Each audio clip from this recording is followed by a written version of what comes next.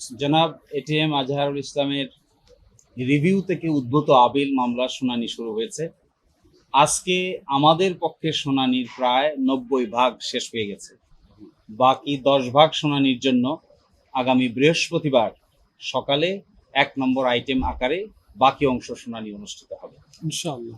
আমরা এই শুনানিতে মূল কথা যেটা বলেছি, প্রথম হলো আমরা বলেছি রাজনৈতিকভাবে উদ্দেশ্য প্রণোদিত হয়ে জামায়াতের নেতৃবৃন্দকে আগে ফাঁসি কার্যকর করা হয়েছে।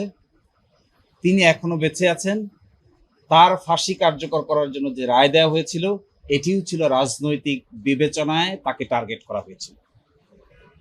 কারণ হলো যে একটি ঘটনায় তাকে ফাঁসি দেওয়া হয়েছে, সেই ঘটনায় সাক্ষীরা এসে আদালতে বলছেন যে তারা 3 কিলোমিটার এবং 3.5 কিলোমিটার দূরে থেকে তারা দেখেছেন যে আজহার সাহেব নাকি ঘটনার সঙ্গে জড়িত, এবং এটাও বলেছেন যে আয়োরকে নিয়ে যে স্টেটমেন্ট আমরা বলেছি, আয়োর কাছে যাওয়া যে স্টেটমেন্ট, এই স্টেটমেন্টটা আদালতে যারা এসেছেন তারা না আসা সত্ত্বেও আমাদেরকে কোনো কন্ট্রাডিকশন নিতে দেন নাই, এবং কাস্টমার ইন্টারন্যাশনাল ল অর্থাৎ আন্তর্জাতিক আইনের প্রযোজ্যতা হবে না এই মর্মে আপিল বিভাগ আগে রায় দিয়েছেন জনাব কাদের মোল্লার মামলায়।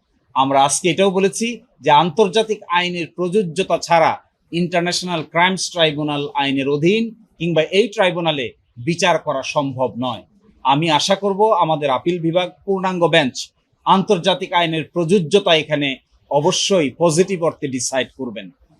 অ্যাট দ্য সেম টাইম জনাব আজহারুল ইসলাম সাহেবকে 2 নম্বর, 3 নম্বর এবং 4 নম্বর চার্জে যে মৃত্যুদণ্ড দিয়েছেন, এই মৃত্যুদণ্ড থেকে তাকে বেকসুর খালাস প্রদান করবেন ইনশাআল্লাহ। এবং এটাও আমি মনে করি যে আগে জনাব কাদের মোল্লাকে শর্ট অর্ডারের মাধ্যমে যেভাবে মৃত্যুদণ্ড কার্যকর করা হয়েছে, এই কার্যকর মৃত্যুদণ্ডের প্রসেস এই ভারতীয় উপমহাদেশের 400 বছরের ইতিহাসে এই ধরনের কোনো ঘটনা কোনোদিন ঘটে নাই।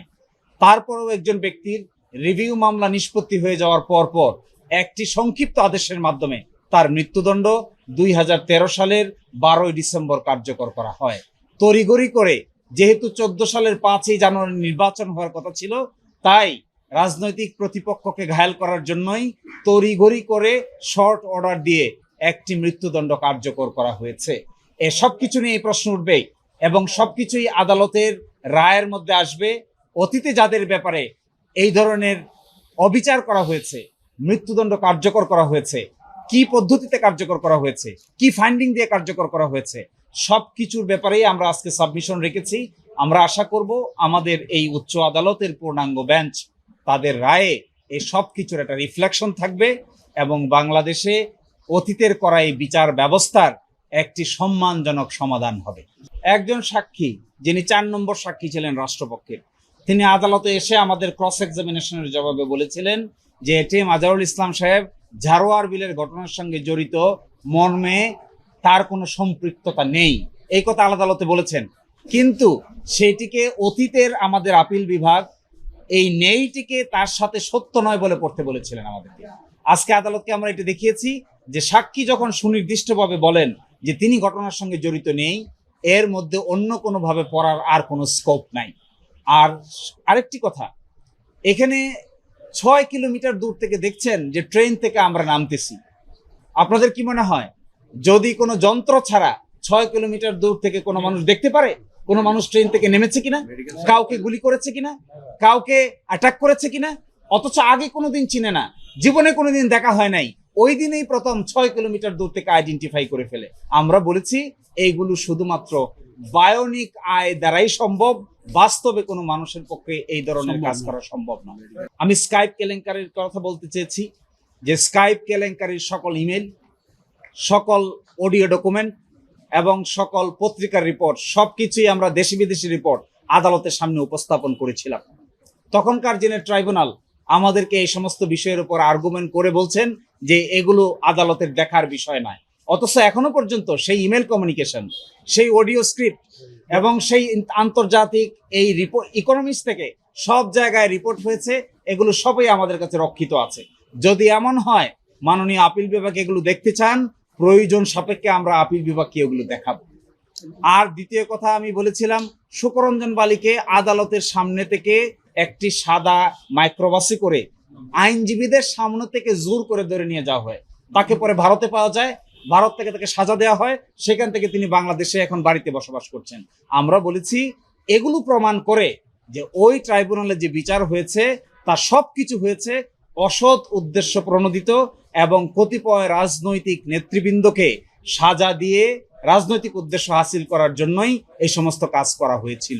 আমাদের যে আইন 1973 এর আইন, আমরা বলেছি এই আইন তৈরি করা হয়েছিল 195 জনের বিচার করার জন্য, যারা পাকিস্তান আর্মি ছিলেন এবং যাদেরকে আইডেন্টিফাই করা হয়েছিল, কিন্তু ত্রিপক্ষীয় চুক্তির মাধ্যমে এই সমস্যার সমাধান করা হয়েছে।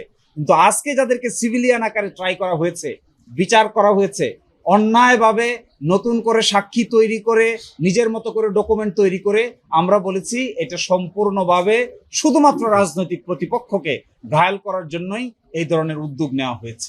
তিনি স্পষ্ট করে বলেছেন চার্জ নম্বর 2 এবং 3-তে যে ধরনের সাক্ষীর উপর ভিত্তি করে এখানে মৃত্যুদণ্ড দেওয়া হয়েছে, তিনি বলছেন এই ধরনের সাক্ষীকে মোটেও বিশ্বাস করার সুযোগ নাই। তিনি বলছেন 3 কিলোমিটার দূর থেকে যে দেখতে পায় তাকে আমি কি করে বিশ্বাস করি। তিনি এটাও বলেছেন যিনি 6 কিলোমিটার দূর থেকে লুকিয়ে থেকে দেখতে পায় তাকে আমি কি করে বিশ্বাস করব। যিনি নিজের সন্তানের নাম বলতে পারেন না, তার সন্তান কয়জন এটাও বলতে পারেন না, কিন্তু তিনি আসামির নাম বলেন, তাকে কি করে আমি বিশ্বাস করব। এই কথা বলে তিনি এদের সাক্ষ্যগত কোনো মূল্য নাই এবং এদের উপর বিশ্বাস করে কাউকে সাজা দেওয়া যাবে না, এবং এটিএম আজহার সাহেবকে 2 নম্বর চার্জ এবং 3 নম্বর চার্জ থেকে তিনি বেকসুর খালাস দিয়েছেন। না, এই মামলা কোনো হ্যাম্পার হবে না, কারণ আপনারা জানেন যে 1973 সালের এই আইনের এই ডিফিকাল্টির কারণে আইন কিন্তু সংশোধন করা হয়েছে। এই আইন সংশোধন করে ক্রাইম এগেনস্ট হিউম্যানিটি সংজ্ঞার মধ্যে ওয়াইড স্প্রেড এবং সিস্টেমেটিককে অ্যাড করা হয়েছে। ফলে এখনকার যে আইনের বিধান আছে এই বিধানে আন্তর্জাতিক মানের কোনো ঘাটতি নাই। কিন্তু অতীতে যা ছিল আমরা সেটাই আর্গুমেন্ট করেছিলাম যে ওয়াইড স্প্রেড এবং সিস্টেমেটিককে অ্যাড করা হোক। উচ্চ আদালত তার এইটার ব্যাপারে উচ্চ আদালত তার অবজারভেশন দিক, কিন্তু উচ্চ আদালত বলে দিয়েছেন আন্তর্জাতিক আইন এখানে প্রযোজ্য হবে না। কিন্তু এখনকার আইনে আন্তর্জাতিক আইনের প্রযোজ্যতা সংশোধন করা হয়েছে।